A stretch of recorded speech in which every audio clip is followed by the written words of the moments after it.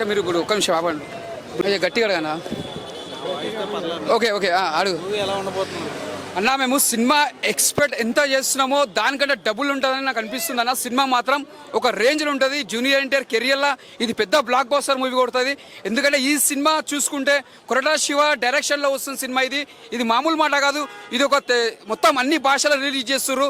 ఒక మన తెలుగులో ఎంత హీరోకి ఎంత సంపాదించుకునే పేరు, ఒక హిందీలో, తమిళ్లో, కన్నడలో ప్రతి భాషలో ఎన్టీఆర్ కంటే ఫ్యాన్స్ చాలా మంది ఉన్నారు. ఆల్రెడీ ఆయన డ్యాన్స్లో విశ్వరూపం చూపించేసాడు.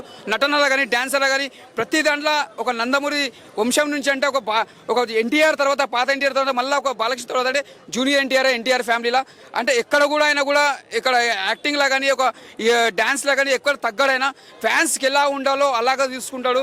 ఆల్రెడీ ఫ్యాన్స్ తగ్గట్టు కూడా సినిమా కూడా చాలా బాగుంటుందన్న కోరిక.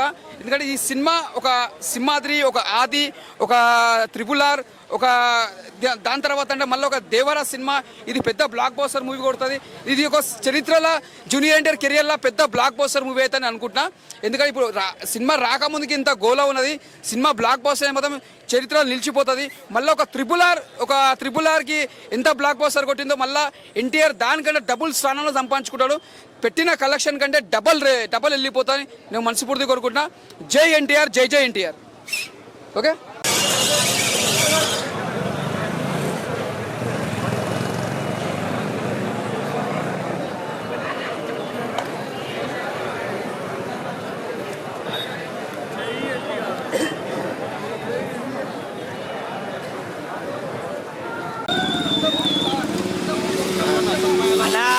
సినిమా అన్న వేరే లెవెల్ ఉండబోతుందన్న. అసలే టైలరు, ఆ టీజరు, ఆ సాంగ్స్ చూసగానే నాకైతే నిద్ర పట్టలే. 1 o'clock షోకి అయితే వచ్చిన 2 రోజుల ముందే టికెట్ బుక్ చేసుకున్నా.